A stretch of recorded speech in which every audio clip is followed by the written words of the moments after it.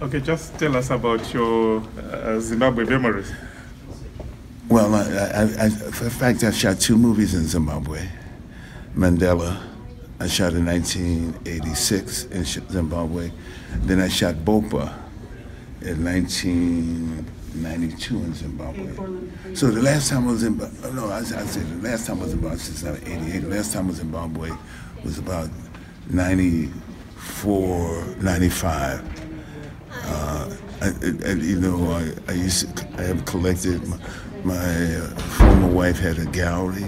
My wife had a gallery, and we collected Shona sculptures, Nicholas Ukhuluma, and also Henry.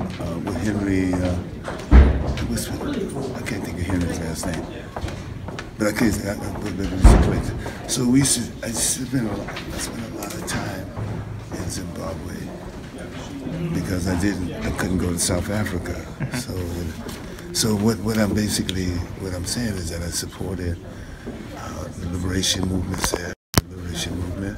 till its independence in 1980.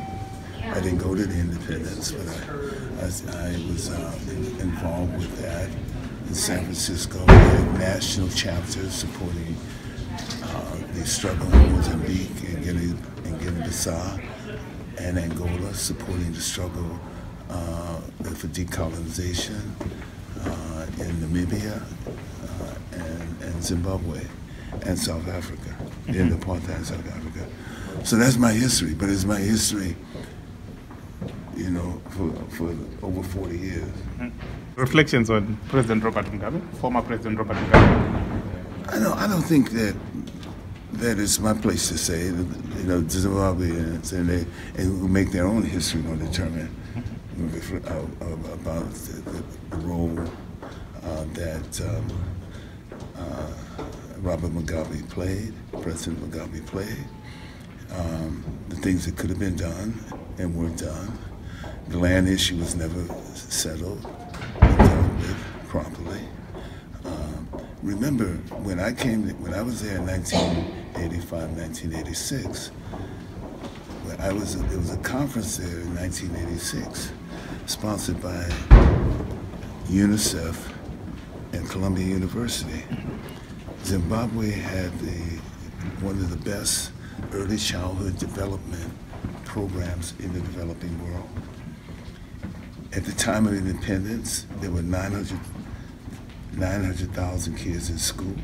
Within a few years, there were 3 million kids in school. That's what happened. It was at that time, salsa was something that they grew their own salsa. They were not importing rice. They were self-sufficient in salsa. When I got back there in '92, they were importing corn for salsa, and it was yellow, and people were upset about it. You don't know my history, but they were upset about it. They were imported from Iowa, you know, and from the Midwest. But those are my reflections. It was great, but it has to, you know, it's most situations. South Africa too. There's another struggle for future generation, you know, and certainly issues around land reform, issues around equity, issues around infrastructure. All those are things that have to be done.